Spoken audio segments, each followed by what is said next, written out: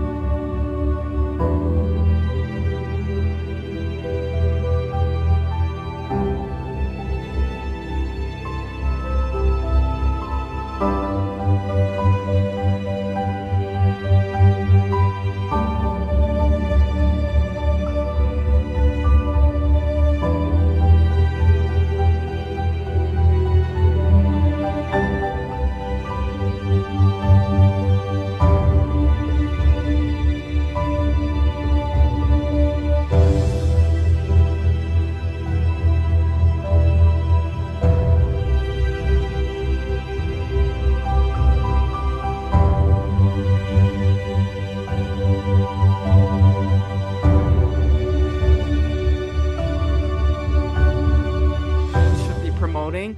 Yes. And so I had a guest recently, Jason Baker of PETA Asia, and he believes that all of this, foreign pressure to ban the festival is actually, backfired, and actually is the reason why, in his mind, that it's still happening today. He feels that the Chinese government will never bow down to foreign pressure. That's one thing, but he feels like it had kind of a backfire effect. Like, would you agree with that? Like all this, pressure to ban the festival. He is half right, half incorrect. Okay. Well, I say that, yeah. He is correct, yes. This, really this, attention, to some extent, right, lured more people from outside Yulin to trade the dogs in Yulin. Yes. To boost it a little bit, okay, but not dramatically. But he was wrong when he said that this, Chinese government never, bow down to external pressure. But on this particular issue, the Chinese government at the national level and Yulin, because I talked to all these Yulin officials a lot, they all felt the pressure because of the international exposure, CNN, NBC, and all those, right? So without this international attention, what could have continued? They used to slaughter dogs on the street publicly, right, in front of the restaurant, right? Yeah. When young kids walk to school, the witness, there's a slaughter. So because of the international exposure, they have to, all the slaughterhouses has to be moved away. So they close down, 7, slaughterhouses, right? Yeah. And you don't see, slaughter on the street. Maybe you can still once in a while, but so that's what it accomplished. It accomplished that. I would say at least the first step, right? So they know the shame. If they believe this is something legal, they would resist. No, we'll continue to do it. Yeah. But they knew that's not appropriate, right? Right. So sometimes this kind of impact, right, was this kind of exposure was necessary. Yes. Okay. And just another note that for him, speaking of Jason of PETA Asia, he says that he is actually super optimistic on China. He says that it's kind of undergoing a vegan revolution, if you will. And he mentioned like David Young of Omni Foods, who's the creator of a plant-based meat production company. He says more and more people, and he goes, one proof of that is that, people's social status has improved tremendously over, the past 40, 50 years. And in spite of that, fur is on the decline. And so you would think that, people are wealthier than ever. They would, consume those products, but there's a mind shift, and he feels like he's actually very, very optimistic. Do you share his optimism on that front, or? Yeah, I share Jason's optimism. This is why. I would not, put too much emphasis on vegan revolution, right? Even though the vegetarian, lifestyle is rising and vegan, communities or groups are growing. But the thing is, today's China, there are two things will fundamentally change the future course of China. One is China's, ability to produce, in great quantity of food products, not just animal products, but also non-animal food products. Now, when I was little in China, under Mao Zedong, China's production system collapsed. Not only China could not produce meat at that time, China could not produce enough legume products, tofu, fruits either, right? So today, people really do not need animal protein. No. Animal products. No. They can still enjoy a balanced diet with the, great, capacity of food production today. So that's the first. Second, we talk about indoctrination in Mao Zedong's time, right? Yes. So today, even though the Chinese Communist Party, Xi Jinping still, try to indoctrinate the society, but the way they indoctrinate and the capacity to indoctrinate in the way Mao Zedong was able to accomplish is not possible. No. Because of the information, right? Yes. I tell you one thing. I tell you one difference why today's indoctrination is not going to work. Right? My first day at the school, when I enter school, lesson 1, I tell you, lesson 1 is what? Lesson 1 is long live Chairman Mao. Oh, wow. Second, lesson 2, long live Communist Party of China. Okay. Today, that's not the lesson. They cannot do things like this, right? And at that time, when I was in elementary and middle school, nobody studied in the West. Ah, yes. Now today, millions of Chinese go out of the country traveling. Yes, right? Exactly. And of course, they return to China. That's amazing when we talk about they don't have freedom, but why you return, right? Yes. And hundreds of thousands of students study in the West. Yes. So there is no way they can control. So back to Jason's optimism, I share his optimism. Eventually, China will be different from it is today. Yeah. Well, because it's like you said, it's the free flow of information, and people cannot be duped. Like they're educated more and more, and it's not the same environment at all. You can't compare it, right? So it's very hard to control the way people think in this kind of globalized world, right? So there's no way you can do it. And also in Mao Zedong's time, one of the way to punish people is to deprive you of your monthly ration, the food ration. But today, there is no government rationing system exists. Exactly. Right? So they're not afraid anymore. They've lost a little bit of their control. a lot. A lot of it, yes. Yeah. So I'm optimistic, yes. Excellent. That is good to hear. So I will just go through a little bit of the Chinese history on dog meat, because you do mention in your book that dog meat was in fact part of mainstream Chinese food culture in ancient China. And so, I mean, hard to say or establish how far back does it go? I guess 2000, way back. More than that. Oh, yes? Yeah, 2000, Han Dynasty. Han Dynasty was the last dynasty. Dog meat was accepted as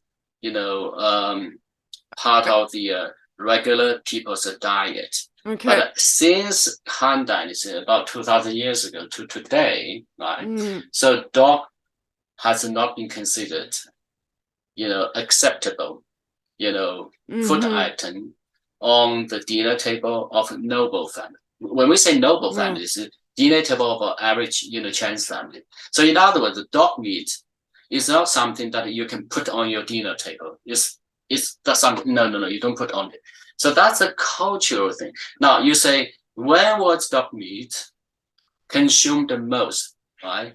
Not just by the upper class, but by the entire society. Yes. That was around 4,000 years ago. Wow. 4,000 years ago to 2,000 years ago. That was the time. That was a high time of dog meat consumption. But dog meat at that time was part of the so-called, 5 or 6 livestock, like a pig, chicken, sheep, right, dog, right? Not something that the number 1 or number 2, something like that. It's just one of the meats you could eat. Okay. Yes. And so obviously, you mentioned Han Dynasty was one of the last dynasties, or last dynasty that dog meat was still acceptable. Okay, yeah. And I believe it was losing popularity, obviously, but during the Sui dynasty, and even more so during the Tang dynasty, it was now seen as unclean, ethically questionable. And so can you tell us about, there was an emperor, I think, who issued an edict and banning the slaughter and consumption of and sale of dog meat. And that was during the Song Dynasty, Emperor Huzong? Huizong. Emperor Huizong, yes. Okay, and so from that moment forward, I think it lost its place in mainstream food in China. No, actually, Song Dynasty, in Song Dynasty, dog meat consumption was already not acceptable, was a bad practice. But the thing is, still some people were eating it.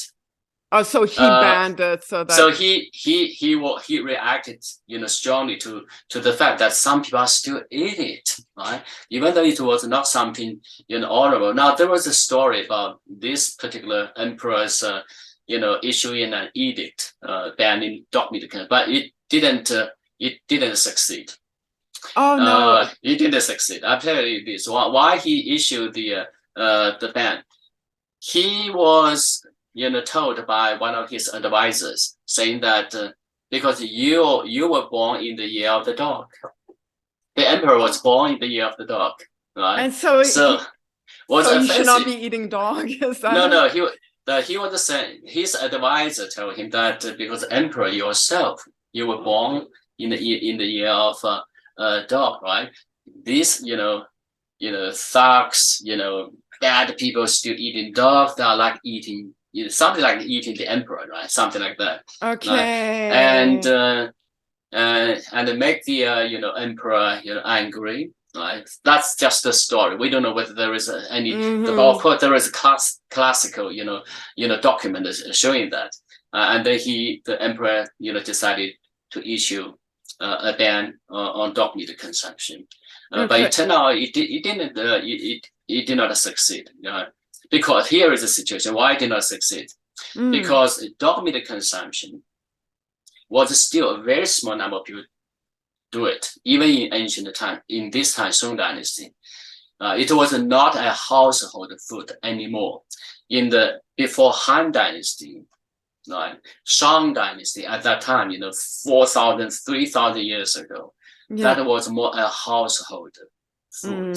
Right? Not a food that people ate it, on a daily basis, a weekly basis. Right. Maybe once or 3 times a year, most family would probably, had some dog meat. So it was a household, consumption, but not anymore since Han Dynasty. And the society had a consensus that dogs can guard our house. Dogs can help us, right? So they are, they're not, and also they are very close to humans. So let's not eat the dogs. And also in Song Dynasty, those who would eat the dog were either thugs who killed other people's dog, right? So why would you want somebody who would sell dog, meat, as a commodity? So that's why it's something very small number of doing. And then when you issue a law against this people, of course, most of those people who edit would stop, but you would still have some thugs, right, who would want to do that. So that's the issue here. Okay, and so obviously going back to today, dog meat consumption. Obviously, it's been well said by many of my guests, including you, that it's done by a fragment of the population in China today that consumes dog meat regularly. And so, I mean, the frequency of dog meat eating is like, who eats dog meat? Is it more like the poor people, or is it actually... I think you mentioned it was actually urban, educated, white-collar workers that eat dog meat. However, the people involved in the trade are more the poor, or like, rural people living in with less, avenues, less resources, less education. Yes. Is that a fair statement? Very fair. Now, this is says one important message about the dog meat consumption. Dog meat consumption, because of this, our funding, our study, right? The proof that dog meat consumption is not consumer driven; it's a supply driven. So what do I mean? Supply driven means it is a product promoted by the traders. Hey, let's eat it. You eat it, your skin will be better. You eat it, right? Your sex life will be better. You eat it, right? In winter time, right? Your body will be warmer. So dog meat is a supply driven. The traders, the restaurant owners pushing it on people, on people, right? So that means dog meat is not a household food. No, but the traders, but the traders want to tell the entire world dog meat is our tradition, because that's what they're household selling. food. That's it's a household food. So when they say it's a household food, that means this is our tradition, our cultural thing. You don't mess with us, okay? You need to be open. You need to have a diversity, mindset, right? So they're trying to play political correctness, the dog meat traders. Of course. Right. My purpose is to say, please stop. It's not true. That's not true. It's a lie. It's a lie, right? If it's a household food, that's consumer driven. But if a consumer driven, then this would happen.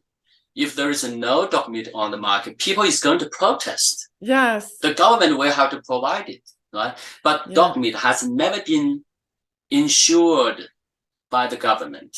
Only pork, chicken, egg, beef, those are insured by the government. Right? Because that's people would revolt if those food are in short supply. Right? So that's why we need to debunk the false food created by the dog meat traders. Exactly. They're perpetuating these lies because it keeps people consuming the dogs, and this is what they're selling, right? And I'm like, there's something that I wanted to ask you, is because who is involved in the trade? Like, from the butchers to the traders, it sounds to me like they're very well organized. Is it more like, powerful families controlling dog meat supply throughout the country or in different parts of the country? Or is it like anyone can be, can participate? No one's doing this full time, I guess, Dog meat trade. Here is the situation, right? In China, anyone you want to sell dog meat, you can participate. So there is not some kind of a mafia type of a business, organizers controlling all the dog. No, but here is it. But dog meat trade has evolved into a production chain. That's for sure. For example, you have to have some people who go to steal dogs, right? To provide them. And you have to have transporters, right? Then you have to have a slaughter operation, right? And then you have a restaurant, right? So this entire chain production has evolved in the last 40 years. It's not anything, but we have to understand this. The Chinese are probably the best business people. Wherever there is profits, they go there, right? They will chase because there is because there is profits, so they do it. So it's really not like and also want to make sure the 2 points. First, very small number of people working in dog meat trade compared with China's gigantic economy. Right. Fraction of the people. First. Second, why the urban? Why is it not poor people eating dog meat? Why the urban and more economically, better off people are eating dog? Because the traders market dog meat to these particular groups. Because people don't cook dog meat at home, so they have a dog meat restaurant or restaurants with dog meat on the menu. And the restaurants are always, people say, office workers, doing lunch there, right? Then they included the, hey, especially, some of they would advertise this particular, dog meat is great for skin health for young ladies. Your skin will be shining. When they say that, right? And they believe it in spite of being more educated. That's the thing. Like, those myths are really well ingrained, I guess. And sometimes it's more like a peer pressure, right? When you are in that restaurant and then others are eating it, or the promoted, or you have this and I'm going to offer you another side dish free of charge. Sometimes, but mostly even urbanized eating dog meat, they don't eat it on a regular basis. Maybe tried or accidentally have it. So that kind of a thing. Yeah. And so I guess so it's not mafia-like families. Okay, so No. well, Yeah. I mean, when I say mafia-like families, it sounds like they're, it's the same people doing it, like it's not like, at this point, like if there's profit to be made, like it's often the same people involved and like they become good at it. They know where to catch dogs. I mean, I don't know, like. Yes. I would say, dog meat traders tend to be former peasants that are more desensitized. When I say desensitized, they used to, see, pig slaughter or livestock slaughter. So they don't have that kind of a, attachment to attachment. dogs as we do, right? But they grew up in the rural area, seeing, neighbors pig slaughtered. So unlike these people, when they get old, I ask them, your kids are going to take over. None of them say the kids are going to take over. No. Because the kids, living in better conditions, right? Hopefully they don't want to. Oh yeah. One of the lady who was a dog military, she said that her son, at that time when I interviewed her, was 15 at a high school, and she said that her son every day come home. It like smells bad. Yes, and they say never introduce parents to his classmates as. It's kind of shameful. Yeah. So there is the stigma in Chinese society about dog meat. Yes. Oh well, I guess it's a good thing if they have better avenues, right? If their children are able to do something different, because definitely, yeah, because they themselves don't have any skills, less educated, right? Former peasants, right? Yeah. But the children are not, yeah. Because something that was puzzling to me was that during Mao's time, the pre-reform era, as you call it, there was no such thing as dog meat trade. Like there was no such thing. And on page 122, you mentioned commercialized dog meat consumption activities did not exist in Mao's China. The number of dogs went down drastically between 1960 and 1976, the final years of Mao's rule, because of ideological biases against dog keeping and oppressive food security crisis.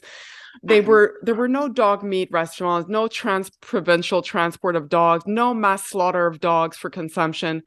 Private production of dog meat was outlawed. So the reformed China, obviously they did away with criminalization of private production. And so this is kind of what resulted in the dog meat trade that we know today. And so dog meat was part of the economic reform politics.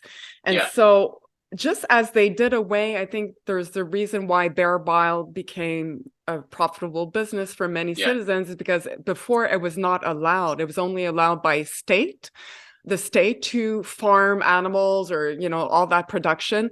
And then they did away with that and they allowed citizens to get rich first. I mean, there was something, an economic reform policy of the post-Mao era helped mushroom the dog meat trade from rural areas like, Jiangxi and Hunan all the way to Guangdong because of this, allowing their citizens to profit, from, their entrepreneurial, activities and farming animals, farming wildlife was allowed. And, dog meat is another one because dogs, there's a large overpopulation of dogs in China. With little spay neuter programs. I mean, certainly none of them paid by the government.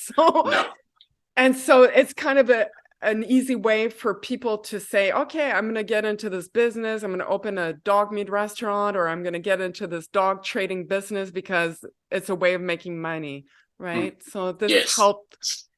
It was a new era that set forth all the wheels in motion for this dog meat trade to happen and to flourish. Yes, Mao Zedong's time, it was politically, problematic and ideologically, dangerous for an individual and legally, liable, for an individual to pursue his own economic activity. Yeah, that's under Mao because of collective economy, right? Yeah, Stalin is the collective economy, no private ownership, right? So that's why every economic activity was, private economic activity was outlawed during Mao Zedong's time. Yeah. Now, because China was so devastatingly poor under Mao, so Deng Xiaoping, the post-Mao leader, right, believed if we continue Mao's policy, the Communist Party of China would be overthrown in a revolt. So he started to open up China's economy, allow people to pursue private economic activities, so they can do anything. That's why Deng Xiaoping said, let's socialism does not mean poverty, okay? Yes. Now, whether socialism is good or not, it has to be evaluated. If it is good, it should. That's like a cat. It has to catch mice. That's a good cat. If it doesn't catch mice, right, then it's not a good cat. Yeah. Right? So I don't care socialism. So that's why after Deng Xiaoping said, let's allow private citizens to make their own economic decisions, to have a private ownership. Let's open up China for Western technology, Western trade, production model and trade, right? Right. So that's why dog meat, trade dog meat started to appear. Right? Even in Mao's time and even in Republic of China time, when Chiang Kai-shek was president in China before the end of the Civil War, there was not such a dog meat, sale, dog, trans-provincial dog meat, dog transport. You did not, because that's culturally, dog meat consumption is culturally in China not acceptable, has a stigma to it. It has a stigma, exactly. Yeah. And if that's why even people today, they're like, is China really communist? Because they wanted to get their country out of poverty, and so the only way to do that is really to allow more like free enterprise and to interact with the rest of the world. If they want to become the dominant, country, superpower economy of the world, well, obviously you can't do that in isolation, in a vacuum, and they had to allow their citizens to, become prosperous and through first. Exactly. Yeah. The thing, I want to point out this, right? Because China was under pressure to reduce poverty. So that's why government allowed people to do anything, right? Anything.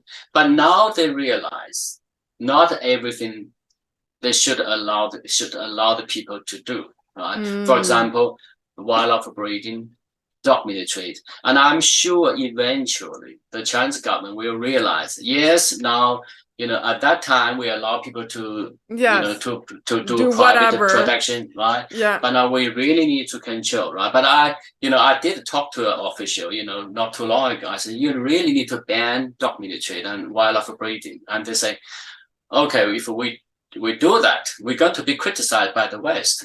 The Western countries are going to say, you are violating human rights. They want to have the freedom to trade the dog. Of course, he was joking now, right? So, but I would say, government should have the responsibility to regulate production, right? So this kind of production is against the humanity and against public health, right? So, and it doesn't help their image, right? Doesn't. It does not help the image. Yeah. And so they're at a point where they could obviously do it, but definitely they could do it. They could do it, but it's become clear, and reading your book only served to solidify this view that because instilling laws and policies requires money, it requires budget, resources, and it takes time. And so for now, they're like, this is not the priority. This is not the priority. Animal welfare is not the priority. Yes. And so that's why it's been overlooked since I think 2009 that animal welfare laws have been proposed. Yes. And so are you hopeful that, what kind of, like when is going to be enough? Because, they're now the second largest economy in the world. And so are they going to, is it going to take them overpowering the US for them to actually consider now's the time to do animal welfare laws? I mean, what is the tipping point for them to invest in this? Yeah, we are waiting for that tipping point. But the thing is, you made a good point, and that's also the message I has been trying to convey in different occasions. The Chinese government can do a lot of things, but they are not prioritizing animal protection yet. Why they are not prioritizing? Understandably, China is facing a lot of other issues, right? So they think this can wait. Right? Because this issue does not endanger regime stability. If this issue would threaten the Communist Party rule, they're going to do it, quickly, right? Yeah. So I'm kind of optimistic, but I think, it's very easy. As a matter of fact, it's very easy for the international community to encourage China for example, to outlaw dog meat trade. Why it is not that difficult? Because as I said, the industry or the trade accounts for a drop in the bucket. Yeah, a drop in the bucket is right. Of China's gigantic economy. It doesn't impact China's economy at all. Second, it doesn't impact consumers' interest, because dog meat is not an average, people's, food. Okay? Exactly. But third, it creates a huge reputational damage for China. Right? Yeah. Fourth, it antagonizes half of the Chinese, I would say more than half of the Chinese population, because a lot of people have pets. Right? Yes. So they should do it. But the trick is this: how to encourage Chinese government to act on this one, which is not impacting anything, right? And also can improve China's reputation, is for international community to, send a message to Chinese leaders in a nice way. Now today, the Chinese leaders, we have to remember, Xi Jinping and President Obama worked together in 2015. Worked together and resulted in China decided to outlaw domestic ivory trade. Because President Obama, it was during that time, right? So President Obama, went to Beijing, talked to President Xi Jinping, and President Xi Jinping came to the United States, right? Yes. So when two leaders can talk, don't point fingers. No. Oftentimes people say, "Oh, Chinese leader Xi Jinping has a lot of power, right? He's the most powerful person, right? He can do a lot of things." Yes, I agree. He has a lot of capacity to do things, bad, right? He has a Western, but he has capacity to do things. To do good things, absolutely. Yes, but the right method. If you point a finger at him, he probably would be defensive, right? Well, it's like anything, and that's what I tell always my vegan friends. It's like, you're not going to accomplish anything by shaming and blaming someone. No. It's going to have the opposite effect. Yes. And so you're going to be that further away from your goal. And so, yes, obviously there's a way, and to be diplomatic is always very important. I don't know. I mean, obviously we talked a little bit about this, but, obviously the dog meat trade has received, some government support, because, there was a few people quoted in your book. Which is actually Yulin province is one of the few provinces where dog slaughter is regulated, as opposed to being unregulated, and it's home to the biggest dog meat restaurant chain called Dog Meat City. Yeah. And it was endorsed by, he received like the owner, I think it's a woman actually, Yeah. Dog Meat City.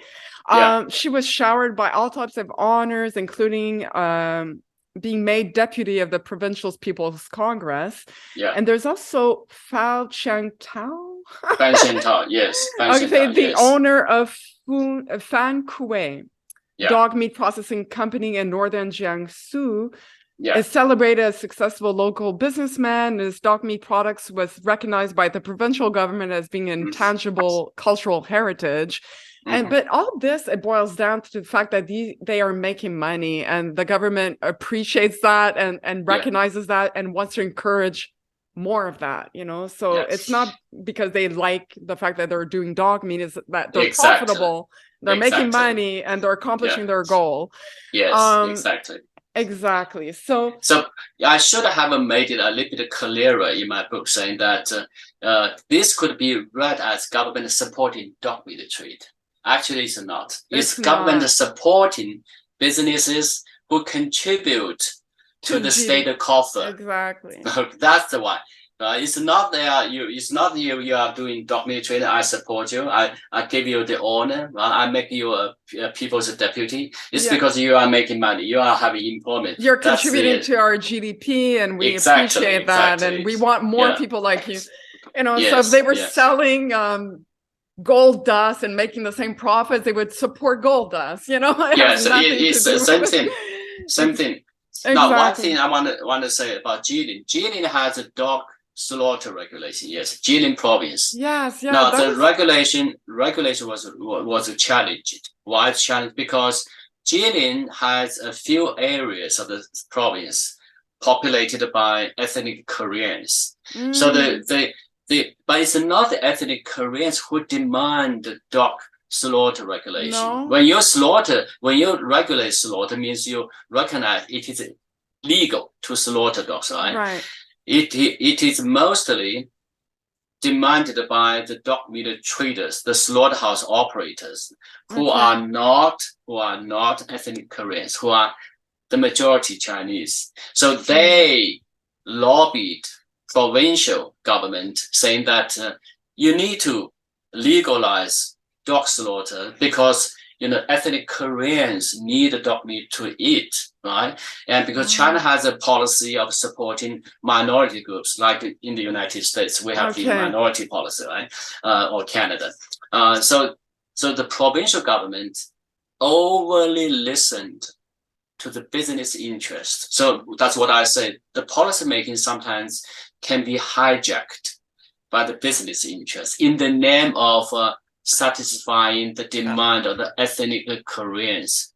But the policy has been challenged because the challenge, is this, because just certain parts of the province are populated by ethnic Koreans, but you are having a province-wide policy imposed on the entire province to allow other areas also to illegally slaughter dog, which is wrong. You are imposing this particularly based on the minority, and then you impose to all the other provinces. That's wrong. So it's been challenged. So what I want to say is that local policy, including China's national policy, can be hijacked by business interest. Yes. So even though people say, "Oh, China is a communist country," but we have to understand, China today is unlike China under Mao Zedong. Oh yeah, there's very no comparison. Communist, no comparison. Yeah. And today, policy making is really not entirely controlled. Say, Xi Jinping, I want to do this, right?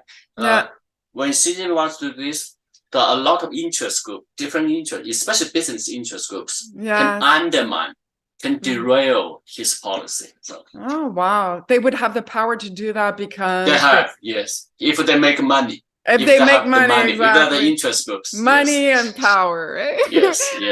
That's basically now the thing is, even in Yulin, ethnic Koreans, dog meat consumption is not a common household practice either. No. Well, I mean, I just one little question on that is often there was like a debate, like who's started the dog meat trade. I mean, your book mentions actually it was in Guangdong Yes, that it yes. started in the Guangdong, late yes. 80s. Early 80s. Early 80s. Yes, I Yes. apologize. And so how was that like, how did you come to that conclusion? I mean, I guess it was well documented. It's really not well done. Here is the situation. When I was studying China's dog meat trade, right? The first place where dog meat, modern dog meat trade started was really in Guangdong. When it was about 1978, 79, when China opened up, right? People started to open their own restaurants, especially first in Guangdong.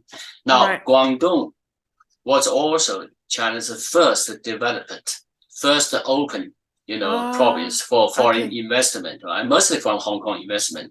So they need a lot of, migrant workers from Sichuan, from all these, rural provinces. Right. So suddenly all these young people, converge in Guangzhou, Guangdong. The restaurant business was booming. Now, restaurant business booming, right, to cater to these, migrant workers. Then food products have to be supplied to Guangdong. Now, the first group of the people I interviewed for my project who send agricultural products shipped from Jiangxi province, from Hunan, that's two neighboring provinces of Guangdong. Yeah. So I interviewed quite a few, early transporters, the former farmers. So I asked them, what do you ship in 1980 to 1985? What are the major, animal products you send? They said most of the ship chicken, duck, this, and the pork, of course, but most of the chicken, live chicken and duck. Okay. And they say once in a while, if they would also ship some 10 or 20 live dogs. And at the beginning in 1980, they only, ship together with all the ducks and the chicken, maybe 5 or 10, dogs. But later, right, the business started to include, dog meat in the menu, and then they started to send more. And then some of those people, specialize in just sending dogs. Not any other products. So it was that profitable at that point where the demand, like you said, it's partly supply pushed, product. But I mean, got to a point that it mushroomed, and then it made its way. I mean, the North, we always say it's a big dog meat market, and it's neighboring North Korea. And a lot of people were like, well, who started dog meat? Like, is it, China? I guess it was a little bit, everywhere. Like each country had their own dog meat practices that. Yes. North Korea, South Korea, they have their own dog meat practices. But in like, nationwide, trade, chain production, that was more like in China, South Korea. Right? And of course, South Korea is very small, right? But they have a dog farms, right? Dog slaughterhouse, and then they have a restaurant business. Unlike China, there's still some dogs in Henan, in central China, and more, across like in the distance of from London to Moscow and to southwest China, right? So because China is vast, right? So who started? Korea has, dog meat, consumption for a long time, right? But also small, it's not big. China was in the 1980s, commercialization of dog meat consumption. Right? Definitely. So China was more later compared with the South Korea. South Korea was a little bit earlier. Yeah, because South Korea even has dog meat professional unions. I mean, it's very well organized over there. And it's still like, I think they say it's $2 billion a year industry in South Korea, or at least 1 billion for sure. Maybe it's come down a bit, but it's a profitable industry in South Korea. 1 billion either US dollars. Maybe. I kind of doubt. Yeah. You're skeptical on those numbers. I'm a little bit skeptical. Okay. Yeah. And so basically the dog meat trade brings about obviously different issues in society. And so there's criminal aspects, moral aspects, social impact. And so you talk about the main, aspects of these, impacts on society, and dog theft is one of them. And so stealing pet dogs has become, in your book, it does highlight that it became a real problem in the late 90s. Before that, because how were they sourced, the dogs before that? They came from breeding farms? Earlier, in 1980s, suddenly there were a lot of dogs in rural areas. Right? And, the dog meat traders would go to the villages to buy, surplus dogs from the peasants. Right? But in the 1990s, right? But when you go buy, you don't get that many, you don't get that many. And the dogs, takes like, I don't know, 20 months to grow to the size, right? So you don't get that. So some, farmers experimented the breeding, right? To try to do crossbreeding, Saint Bernards, right, with the local breeds. Big dogs, big dogs, meaty dogs. But then it does, Chinese are shrewd businessmen. If they don't make money, they don't do it. So that's why, dog farming did not succeed. So then how can you get the dog? Right. So one of the ways to get the dogs is not to buy anymore. Right. You go, steal. So that's why and mostly, stray animals in China are not that many, as a matter of fact. Oh no. Stray animals are not that many. But there are a lot of rural area peasant houses. They allow the dogs to roam in the neighborhood. Those are owned dogs, right? They just let them out and then they will come back. But those are the dogs are most dangerous to be snapped. So a lot of the dogs shipped to, the trade, to the market, are stolen. Owned rural dogs. Right? Now, sometimes you see, different breeds, I would say, Saint Bernards or Samoyed dogs on the truck, right? Those could be stolen. Could it be, a breeding facility? They need to get rid of all this no longer productive, dogs, right? Right.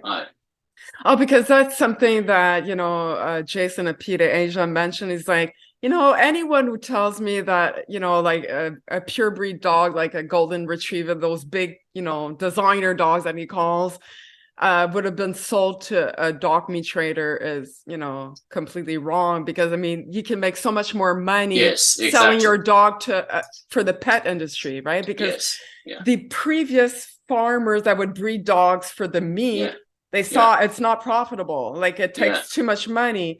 And so they turned, I guess, those farms into more breeding facilities for the pet industry, which is booming. And so obviously, but it happens. Obviously, you see golden retrievers, like you said, some surplus. There were some dogs that didn't come out the right way, are not being sold, for as pets, while they're gonna sell them, or stolen, or sometimes stolen. Exactly. Stolen is the other part. Yes. And so, what would you say is the percentage of stolen dogs versus, strays that makes up the dog meat trade? Is it like a great percentage of stolen dogs, or is it mostly? Stolen dogs are greater percentage. Oh, really? We don't have the exact statistic. No one have done that, but the different estimates, at least about 70%. Oh, wow. The dogs, and we're talking about guard dogs in rural areas. I mean, not necessarily your designer pet in a condo. But it happens. It happens from households. Mostly in rural areas. Most of the rural areas, dogs are very dangerous to be snatched by the dog meat traders. And part of the contributing factor that you mentioned in your book of all this dog, theft is, the fact that, because, as society, you steal someone's dogs, technically you could go to the police and report them.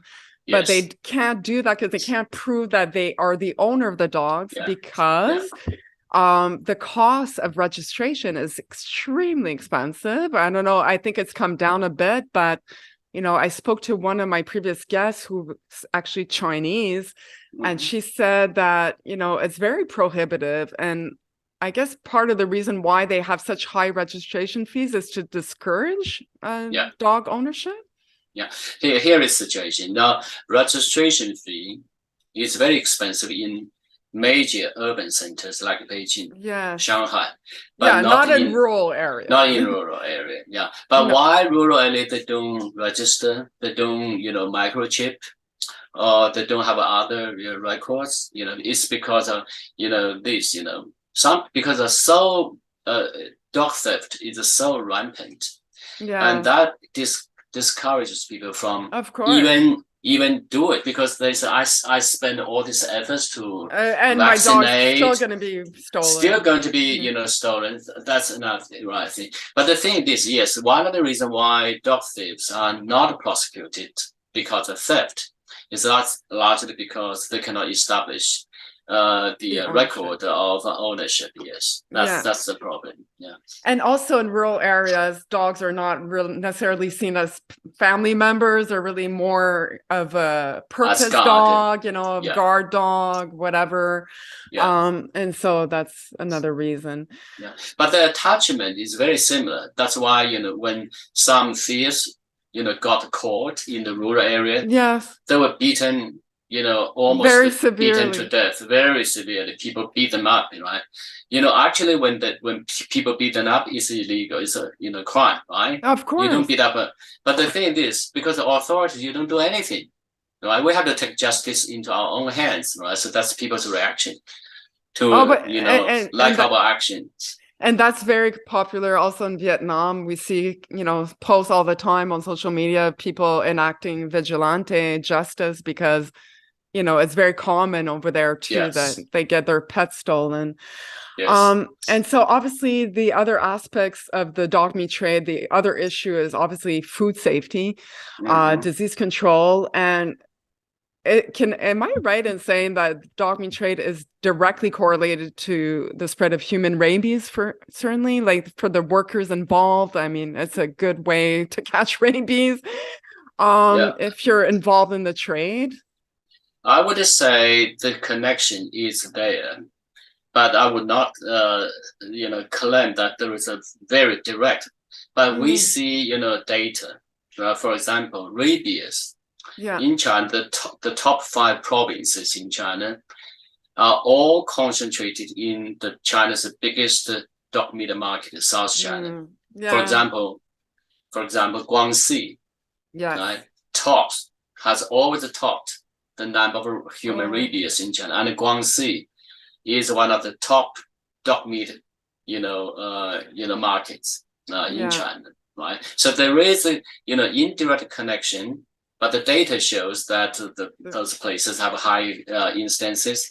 Now, dog meat trade, why it is a potential, danger to the workers and the people, because large number of, physically compromised dogs, and when they need to be slaughtered quickly, they don't or torture them slowly. No. When they need to slaughter a large number of dogs, quickly, workers are often not protected. They are not, rabies vaccinated. No. And they don't even wear gloves when they slaughter. And very often the dogs can, scratch them, can bite them. Very often. So that's why the danger is always there. Absolutely. And so that's another issue. And clearly the government has gone about, like I say the government in general, but a lot of the mass dog calls that we've seen, and their way of trying to contain rabies spread. But obviously experts have proposed a much more effective, low-cost way of containing rabies through mass dog vaccination programs. Yes. And so this would actually help the government achieve their national goal of eliminating rabies by 2025, but they have yet to implement it because it would cost too much money. Is that the reason? Actually, let me say this. Besides rabies, dog meat trade is also a potential breeding ground for pandemic, not just the rabies, because a large number of dogs, all these dogs are not healthy. No. They are sick, they have all kinds of health problems. So the Chinese government really needs to be very careful. About mass vaccination, actually the Chinese government has started mass vaccination instead of doing mass dog counts. They're no longer doing mass dog count. Oh, they started? They started, yes. They have started. They experimented in 2016 in Guangxi, entire Guangxi province, to do a mass vaccination, and the rabies among the dogs dropped drastically. So they used that the pilot project implementing to the rest of the country, because it's no longer 2025. I think they moved the target year to 2030 to end all the goalpost has been pushed forward. Yes. And China is, the Chinese government is implementing a massive rabies vaccination program across the country. For example, Tianjin, city of Tianjin, the government is inputting money into vaccination of the rabies vaccination dogs, and they make sure that every village has one vaccination station. And they have a mobile vaccination vehicle to go to communities with dogs, so that they don't have to send the dogs to a place to vaccinate them. So they are doing that. The target is by 2030, China should be rabies zero. I want to touch back on the point that you just made, is that it's not just rabies that the dog meat trade could contribute to another pandemic like we've seen. And so is the government has the COVID-19 really changed their mandates? Are they taking it? Are they realizing the issue that it could cause? No one wants to relive COVID-19, and they're in fact, China is still very much suffering with, the outlash of that pandemic. And so, are they realizing that this could contribute to a pandemic like we've seen? I think the Chinese government realized it by April 2020. By April 20, but after April 20, they mindset their the realization kind of shaken. Why? Because of all this conspiracy theories started to float, like the Wuhan lab theory. It's a Wuhan lab leakage. That means the virus was not caused by wildlife breeding, but by China's regulars, Wuhan lab. Yes. When I heard that, I was terribly, depressed. I said, if you guys do this Wuhan lab theory thing, okay, you are going to send in a message to the Chinese government or to the Chinese wildlife breeders that they are not responsible for the COVID. Wow. Right? They're going to change. They're going to say, "Oh, okay, it's not the wildlife, it's breeding, not wildlife us. trade. It's not us. Not like that. Okay, let's continue wildlife breeding." Then what would happen? Another pandemic is on the way. Exactly. So that's why whether Chinese government will realize sincerely that they really need to tackle animal issue seriously, right, to prevent a future pandemic. They should not be diverted by all this, unfounded, lab claims theory. So. Well, I mean, if now's not the time to realize that, I don't know when will be, because I mean, clearly we're all living still through, the consequences of such pandemics, and so. But the thing is, sorry, I have to cut.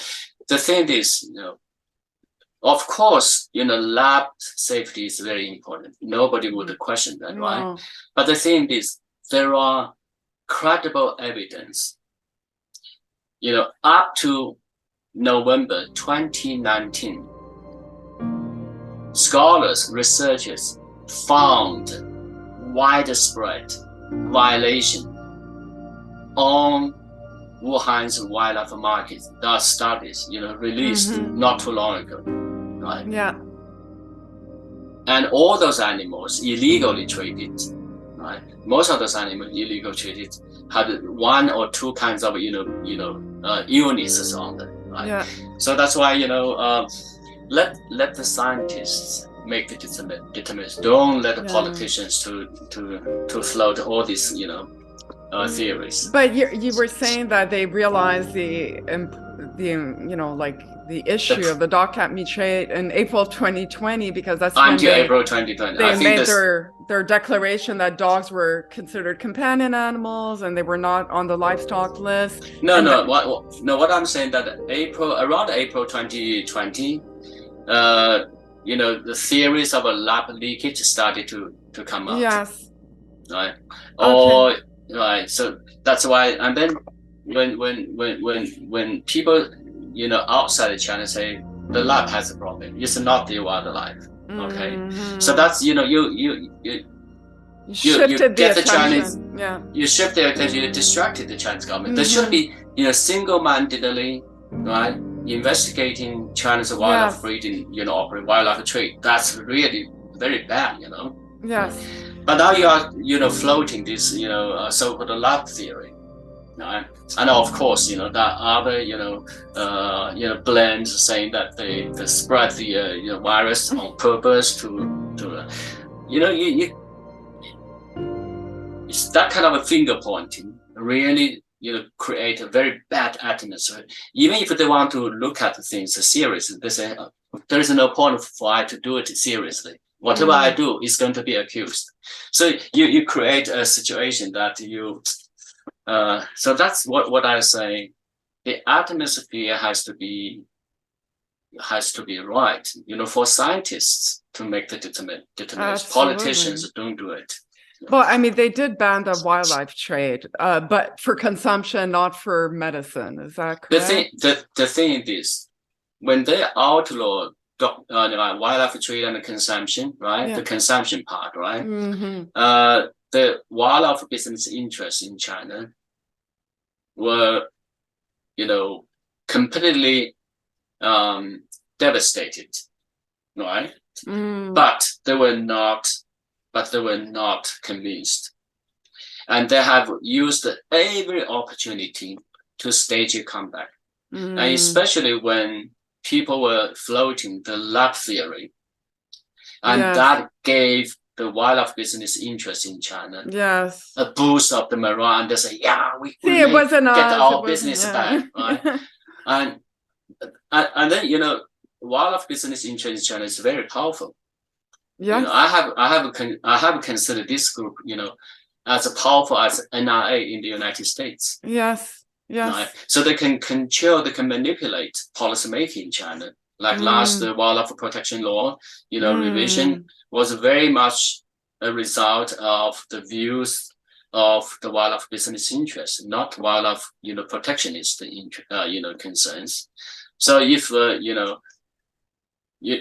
this kind of theory continues, right, to be, promoted, the lab theory, then China's wildlife consumption, wildlife trade will be restored, and that could be disastrous for the future. But it hasn't been, Has not yet. Yeah. Okay. Okay. So obviously, the biggest, and for me, this would be the biggest problem of the dog cat meat trade, the social impact of public slaughter, as you mentioned before, and certainly in front of children, young impressionable children, and this creates desensitization.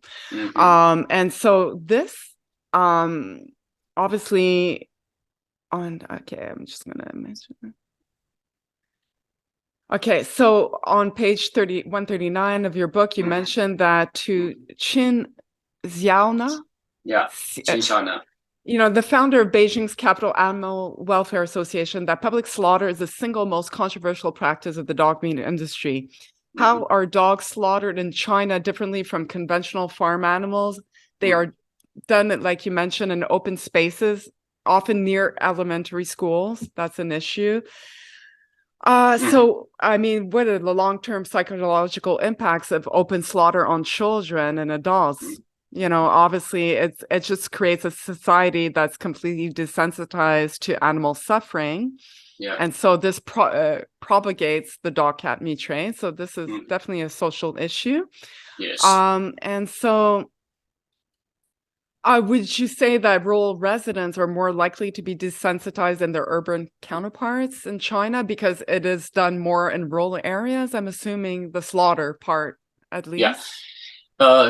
This is also changing. Traditionally, pig slaughter happens in the backyard of the farmer's household. Okay. But now, because fewer and fewer rural families, raising pigs, the pigs are raised in factory farms. So younger generation in rural area today, and also, by the way, China's rural population has been shrinking rapidly.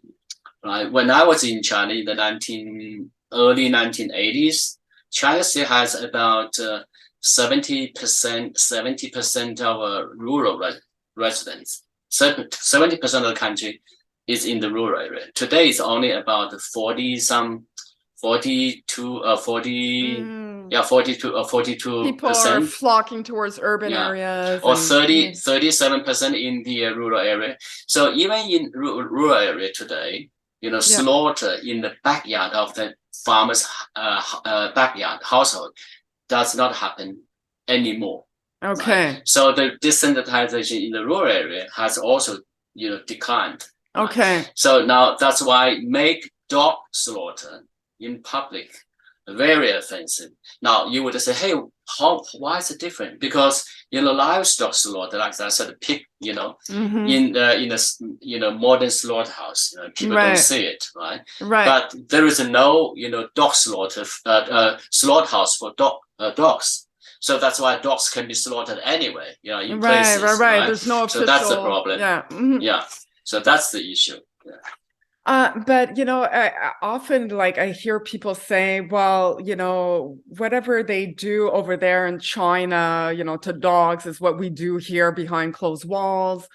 And I'm like, well, yeah, it's a good thing that it's behind closed walls, because if I had grown up in that kind of environment where you see animals being slaughtered in front of your own eyes as a child, well, that's part of the problem. It creates a society that doesn't care for animals. It becomes normal, because if it's not normal, you cannot make peace with it. So you have to make peace with your environment. And so I think it's a good thing that it happens behind closed walls, is what I'm saying, to the psyche. I totally agree. The argument, we hear that argument so many times. Right? Sometimes I answer in this way. Yeah, we all have to wear clothes, right? Yes. And then some people say, why wear clothes? Everybody's alike, right? Why you put on shit? But we have to.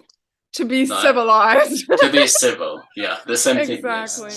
Chapter 3 of your book, you highlight the fact that China is undergoing a sort of civil war over dogs. On one hand, we have the dog meat trade, traders and proponents of dog meat, and nationalists defending their right to consume dogs.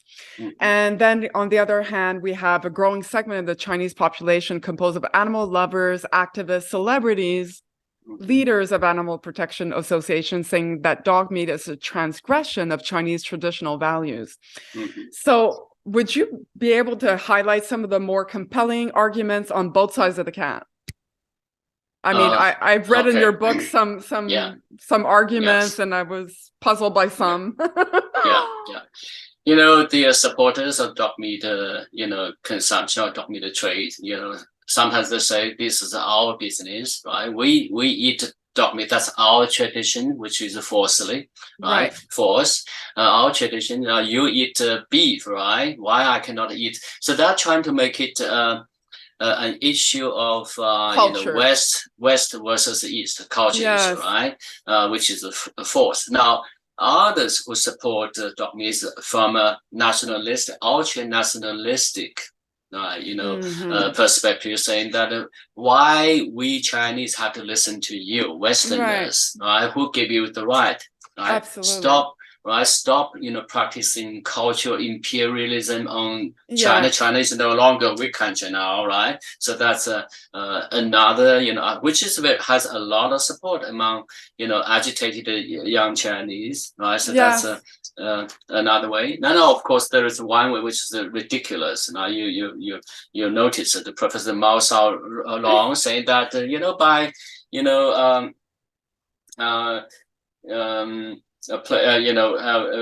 place dog meat and government regulation, that means make it illegal, right? Every time you say regulate something, that make it illegal, right? So that's why there's also all this different and also of course there's another argument by Zhao Nanyuan. He was very nationalistic, right?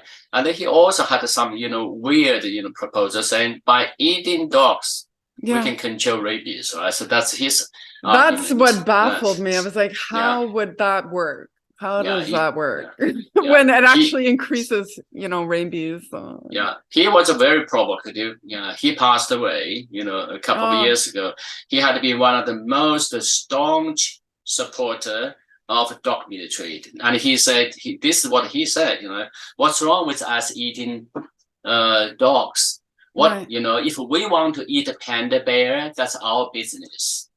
Right. He even said that, that's kind of a, huge panda bear being. He said that's our we have the right to eat pandas, right? So that's basically that's why he was a nationalistic, even though he was a scholar at one of China's top universities, right? But so he never elaborated how dog meat could actually reduce rabies. Like he never kind of explained or expanded on that theory. No, he didn't say. He said that his information was not substantiated. For example, he said that there were so many stray dogs in China, right? So the way to control the rabies, control stray dog population is not by mass culling. Because the mass culling is very offensive, right? A lot unpopular, right? People oppose it, right? And then he said, instead of culling them, let's just eat them. Right, but the thing is, China really does not have that many stray dogs. Now, that is surprising. I didn't think that. No. When government launch dog cows, they're culling own the dogs, not stray dogs. Okay. Right. So his information, his conclusion, his arguments, oftentimes were based on information that was not substantiable, and also not part of the current state of affairs.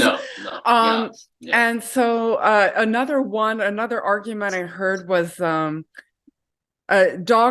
pet ownership, or somebody said pet ownership is actually contributing to climate change, and I was like, how is that? Like, I'm not sure about that. Now, this particular scholar in Shanghai, actually, he was Columbia University educated. Okay. A Chinese, professor, and he said that keeping dogs, contributed to climate change. Now, his argument was this: who are the people who have extra money to keep companion animals? The rich, the wealthier, in China, the wealthy, the better to do. And these better to do people in China, they are also the people who spend more money on all kinds of products, cars, and so on and so forth. So that's the argument. Okay. Well, I knew there had to be something behind that, but it's still okay. And so obviously so this professor you mentioned, Mao Zedong of Renmin University of Yes. Beijing has advanced Yes. that the only real resolution to this conflict, the civil war over dogs in China, would be to place the dog meat industry under government regulation, officially legislating the trade to reduce the risks to public food safety, to remove dog slaughter from public spaces, and avoiding the psychological trauma on young children.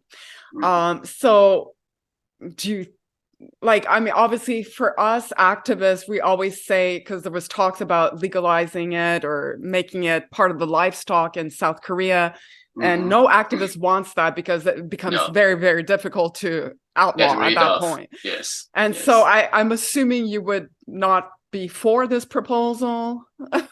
No, okay. That's a bad proposal. Yes, bad proposal. You just don't include a new animal as a food. Yeah, right. We're trying to do away. We try to do away, right? We have people in China are eating enough food. Do you know how much people are eating in China? How much amount of meat they eat a year? They eat as much as Americans a year meat. Now in China, and now, that happened. Yes. Would you say the big shift? Because I said at one point, it's now associated with affluence, and prosperous, yes. To do away with their past, where they were starving, China yes. went through so many horrible famines. Yeah. And so I guess last 40 years, the meat consumption has risen to the point that it is today. Yes. And I believe China is the biggest consumer of pork. Yes. Yeah. And the thing is, China consumed as much meat as Americans. No, most Chinese did not realize. Even Chinese government, refused to acknowledge this. Why? Because they only focus on pork, beef, mutton. Right. On that part, China consumes about 60 kilograms a year per person. Right. But China is the world's biggest fish farming country. If you add fish to the meat animal protein, intake by the Chinese, that equals to about 110 kilograms per person. America is 120 kilograms. Wow. So combined, that's why, the health problem, right?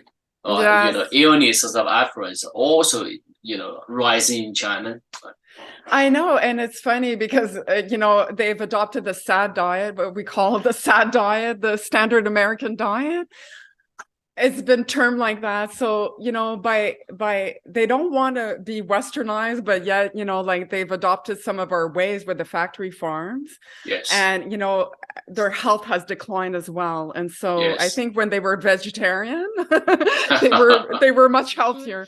Yes. Your book does emphasize the relatively small contribution that the dog meat trade, to the economy, to the Chinese economy. Yeah.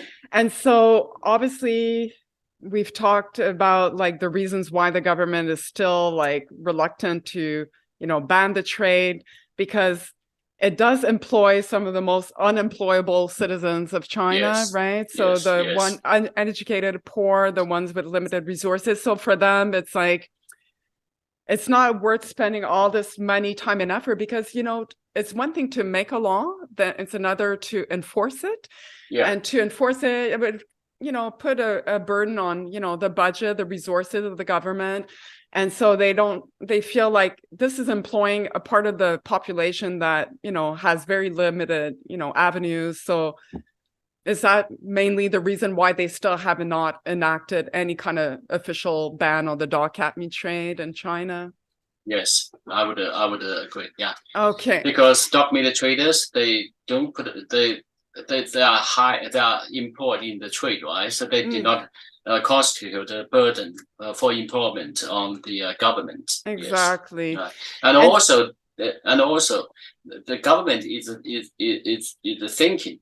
I'm also, of course, referring to the government in general. The government is thinking that this industry is going to die anyway, eventually, right? So there is no point in doing anything to push it, to make it die faster. If you make it die faster, you have to pay for it. Yeah, right? Make it by itself, right? Then it's gonna do away with time. Yes. Okay.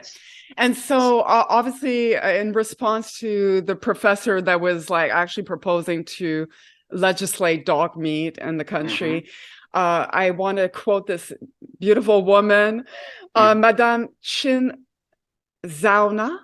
Qin Zhaona, yes. Qin Zhaona, founder of Beijing's Capital Animal Welfare Association, when asked if government regulation of the dog meat trade, as suggested by Professor Mao Zedong, would be acceptable option, her response was this. The dog meat trade should be abolished since it damages the public interest of the majority of the Chinese people while serving the selfish business interests of the very small number of traders. Yes. But Qin and her fellow activists believe time is on their side with China's continuing urbanization and the expansion of animal-loving community. The civil war will end in favor of the dogs. Yes, yeah, that's our belief. Yes, yes. I don't know why I'm emotional, but I really hope from her lips to God's ears. I really hope. Yes, yes, yes. And lastly, I guess since last October, President Xi secured an historic third term. Historic because it's the first time he secured president secures 3 terms of the Communist Party's leader and chairman of the Military Commission for another 5-year term. Do you foresee any progress being made for animals during this time of non-change in leadership? I do foresee possible new changes because under Xi Jinping, he did outlaw the ivory, domestic ivory trade, right? And he imposed a 10-year fishing ban on Yangtze River, which was outstanding. And he did supervise the biggest reforestation efforts in China. China, northwest, and it's a sandstorm, right? And now it's all green, right? And also he did supervise the wetland restoration because China is in the middle of international, birds migration route. So these birds have to stop in China and stop in some of the wetlands. And China has restored much, wetland, which was unbelievable. Wow. And also China under Xi since 2013, they closed thousands of polluting factories. And that resulted in the cleanup of a lot of, streams, rivers, and good for wildlife. Now, whether he is going to do more in the future, I personally believe, an authoritarian leader has great capacity for wrongdoing, but they also have great capacity for good. The point is that we need, President Obama type of a leader who can talk to Xi Jinping, right? See eye to eye. I'm going to offer to make some changes. I'm going to burn 6.2 tons of I don't know how many tons of ivory in the United States. And China will follow suit, and then they did, right? When United States torched those ivory, confiscated ivory, China responded 1 month later, right? Early 2015. So the 2 leaders talk, right? And I guess President Biden is not, a lot of people had hope because, obviously Trump was not the one to make that amicable liaison with China. We had hope, but I guess, it sounds like they're not making much headway in their latest, discussions or. A lot has to do the right international interstate relations, right? And of course China, animal activists, inside China should continue to push. But one thing which I'm very worried is China to revising the wildlife protection law, and I look at the proposed changes, and I was very concerned. Why I was concerned? I had expected the new revision to the wildlife protection law should reflect the Chinese government's understanding and lesson learned from the COVID. By looking at the revision, I did not see the Chinese government learn the lesson. Right? So why the Chinese government did not learn the lesson? Still allow wildlife breeding to continue. I kind of suspected that all these different noises outside China, right? Saying that wildlife trade is not the issue, wildlife breeding is not the issue, it's the lab is the issue. Then that's why you are going to pull the attention from the real problem to something else, right? So that's why. So I have to, in response to your question, I have to wait and see if there is a good atmosphere, whether the Chinese government will realize that wildlife trade is really the problem, right? Wow. And state to state, leader to leader relations will be improved, right? So that Xi will feel more comfortable to make a positive impact and still get positive reaction from the international community. So. Excellent. Well, I guess I will ask you one final question. If you have any parting words of advice to the foreign activists like me and also the Chinese animal rights activists that are growing every day in China, what we can do, our part that we can do to nurture and propel this vision for a better, more compassionate China to animals in the future. I think during our last conversation, you mentioned, obviously petitions do very little, if nothing. And so I guess it's continuing to the conversation. I mean, what would you say that, especially for foreign activists like me, because our viewers are mostly in the United States and the UK, we all want to see a China that, does away with the dog cat meat trade. But what can we do from here that would best serve that goal? It's really a good question and also a difficult question, to be honest. I realize. China is very complicated, right? And one thing I would say that we have to be very careful when we read the Chinese culture, right? Because a lot of there are fake Chinese cultures, out there. Some of the culture is constructed by the business interests. One has to believe that's Chinese culture, right? But as a matter of fact, that's a fake Chinese culture. So, and also we have to, I would say, especially for us from outside China, when we want to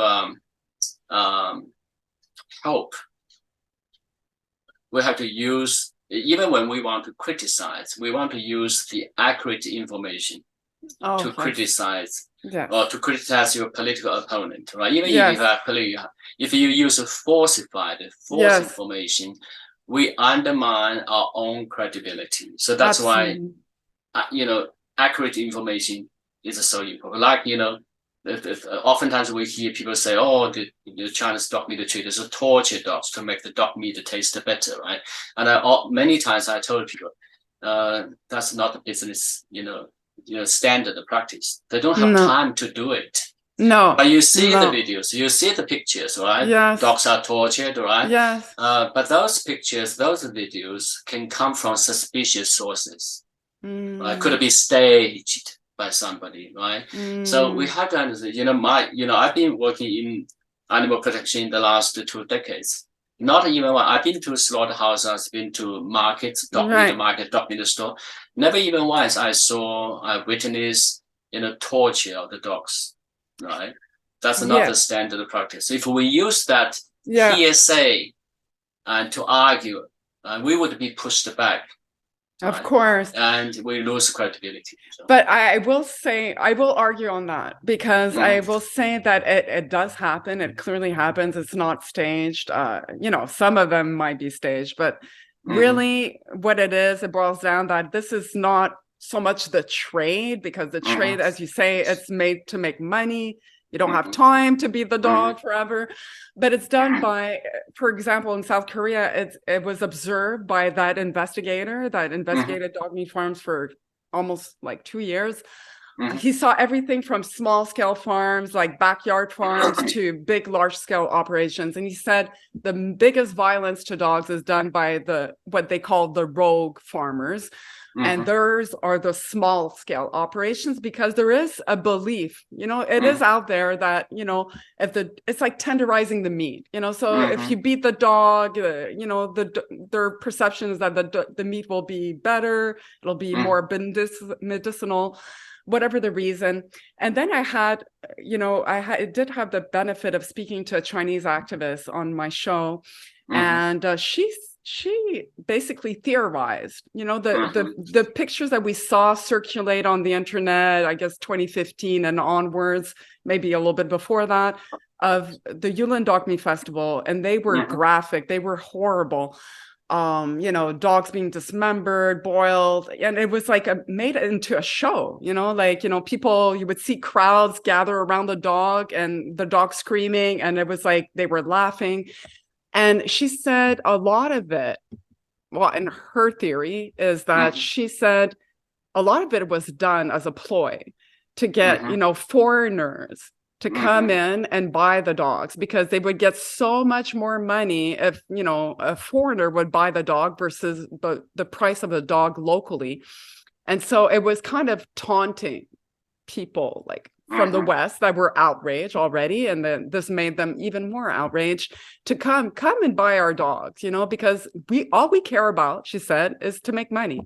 And at the end of the day, they made a lot of money off, organizations, I won't name anyone, but that would come in and buy thousands of dogs, and they would bid up the price. And so she said they accomplished their goal in doing that, and it was done under that auspice. I don't know if you give her any credibility on that, but the theory part is sound. But the image, the video about a dog being boiled, half alive, and the people surrounding, that may not be done by the traders. That could be done. There are other incidences done by people who do it to antagonize animal protectionists. Yes, there's that, absolutely, because you said they were nationalists. They were like, don't tell us what to do, don't police us. So it was a way of like driving the message home, I guess. Yes. Okay. Well, we'll leave it there. I mean, God, I can't thank you enough. I mean, you've spent so much time with me and our viewers, and we're so very grateful that you've shared your time and knowledge and information with us. And I, for one, cannot think of a better guest to conclude my podcast series. So I'm very, very thankful to you, Dr. Li. And I guess we'll continue. I'll put the links to, you have, books and website and some information. We'll continue to follow you, and hopefully we'll see a better China for animals sooner than later. Yes, great talking to you. Thank you, Dr. Li. Take care. Okay, you All too. right, bye-bye. Bye-bye.